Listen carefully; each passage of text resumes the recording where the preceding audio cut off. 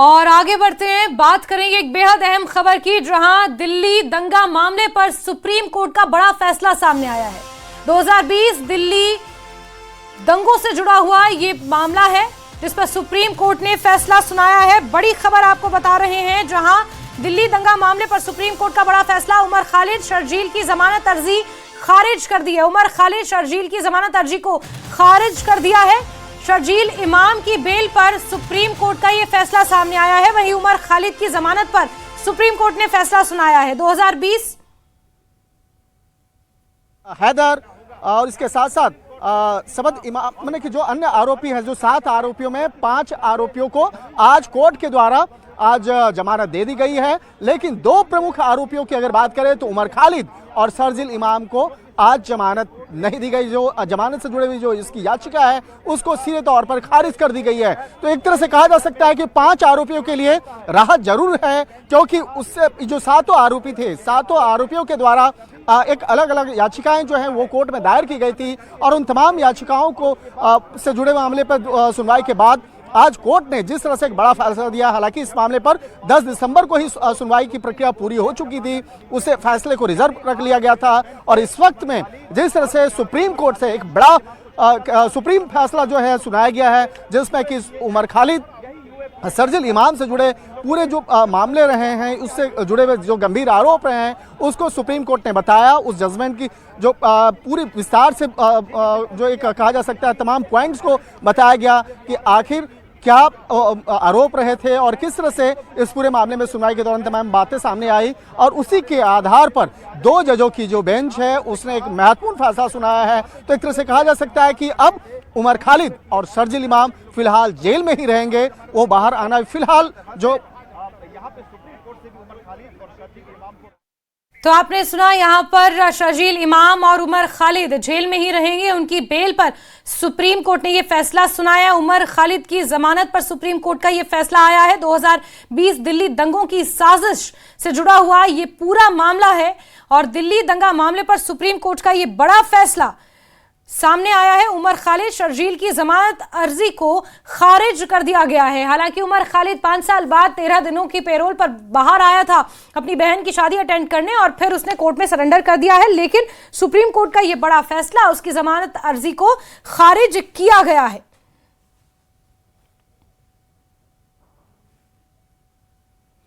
तो इस वक्त की बड़ी खबर आपको बता रहे हैं,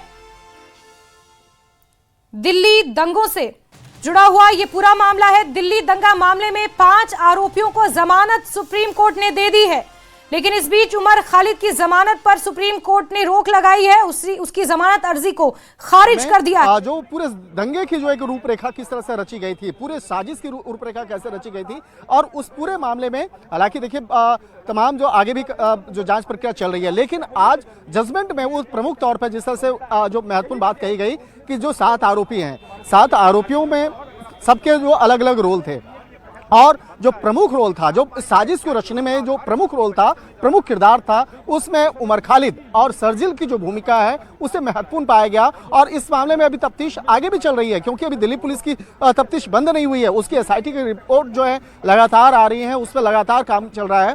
तो अभी उसका बाहर आना, जेल से बाहर आना, उसे कोर्ट भी अभी उचित नहीं मान रहा है। हालांकि इस मामले में देखा जाए तो पिछले कुछ समय के दौरान में लोअर कोर्ट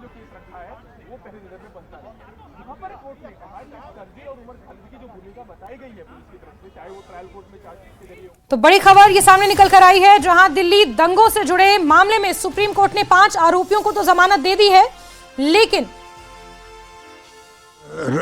जुदा लगता है। मगर आज देश भर में जो उम्मीद थी कि इनको बेल मिलेगी, आज कई लोग इससे नाखुश होंगे, क्योंकि जो संविधान की आस्था है वो फ्रीडम में है और लिबर्टी में है।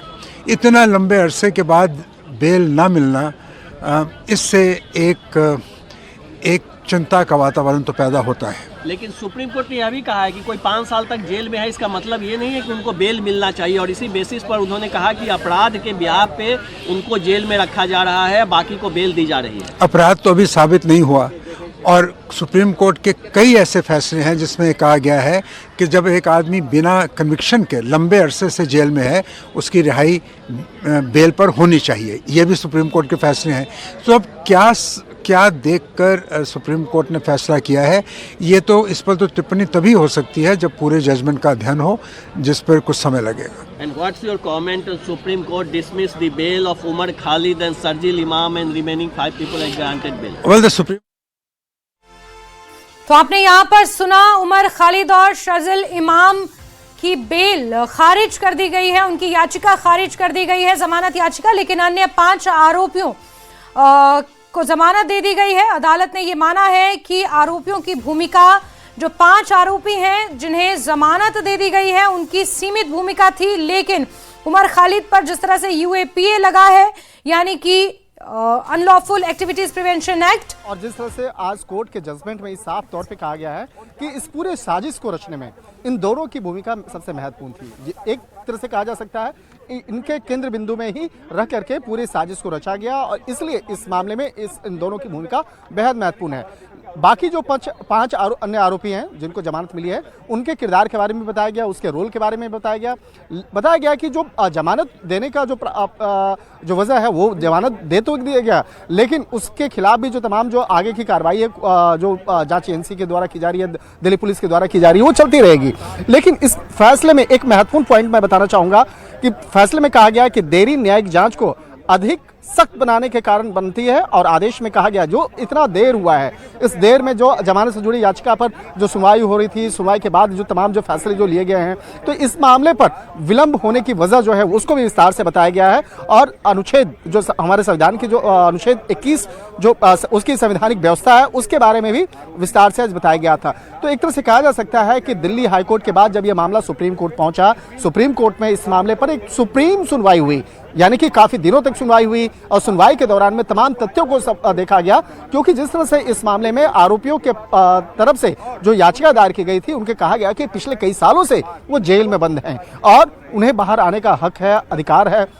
लेकिन जिस तरह से आज 5 आरोपियों को जिस तरह से जमानत दी गई है, उसके लिए भी टर्म्स एंड कंडीशंस हैं। उस टर्म्स एंड कंडीशंस की लिखित कॉपी भी उन आरोपियों को दी जाएगी कि क्या क्या टर्म्स एंड कंडीशंस उनको अपनाने होंगे, उस जो तमाम जो नियम शर्तें भी हैं उसको फॉलो करना होगा। और जिस तरह से उमर खालिद और शर्जील से जुड़े मामले की अगर बात करें,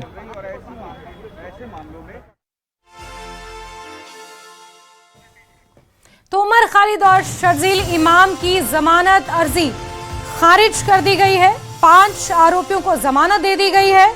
सुप्रीम कोर्ट ने उमर खालिद की जमानत याचिका खारिज की है, और कोर्ट ने यह कहा कि उसके खिलाफ लगे आरोप ज्यादा गंभीर प्रकृति के हैं, खासकर UAPA के तहत। और अदालत के अनुसार शुरुआती तौर पर रिकॉर्ड पर मौजूद सामग्री को पूरी तरह नकारा नहीं जा सकता, इसीलिए शर्जील इमाम ने जो भड़काऊ भाषण दिए, जिसमें असम को हिंदुस्तान से अलग करना, बाबरी मस्जिद, 3 तलाक के खिलाफ जो भड़काऊ भाषण दिए थे, उनका हवाला देते हुए शर्जील इमाम की जमानत याचिका खारिज कर दी गई। मौत हुई थी यहाँ पे, हालांकि और कई कहा जा सकता है कि कई लोग जो घायल हुए थे, तो उसके बारे में जिस तरह से कोर्ट के अंदर में तमाम वीडियो फुटेज को भी दिखाया गया था, जो दिल्ली पुलिस के द्वारा इन्वेस्टिगेशन के दौरान जब्त किए गए थे। आरोपियों के मोबाइल फोन से भी बकायदा काफी ऐसे मोबाइल फोन्स और जिस तरह से बकायदा इस पूरे ऑपरेशन से जुड़े हुए, मैंने कहा जा सकता है कि पूरे साजिश से जुड़े हुए तमाम साक्ष्य सबूत को इकट्ठा किया गया था।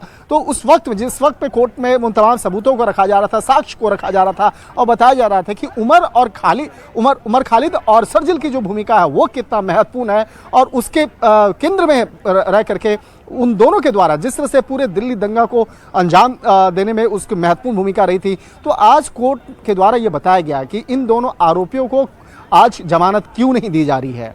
और हालांकि जो 5 अन्य आरोपी थे, उन 5 आरोपियों के बारे में भी बताया गया, और उसके बारे में भी हालांकि कहा गया। और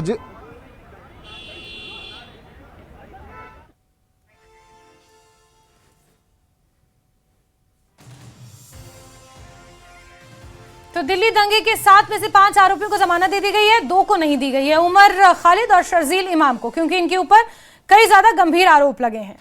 और 2020 के दिल्ली दंगों की साजिश से जुड़ा हुआ ये पूरा मामला है।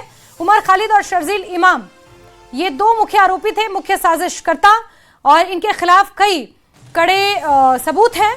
जिसके आधार पर कोर्ट ने यह फैसला सुनाया। इन दोनों की जमानत याचिका पूरी तरह से खारिज कर दी है, लेकिन इसके अलावा 5 जो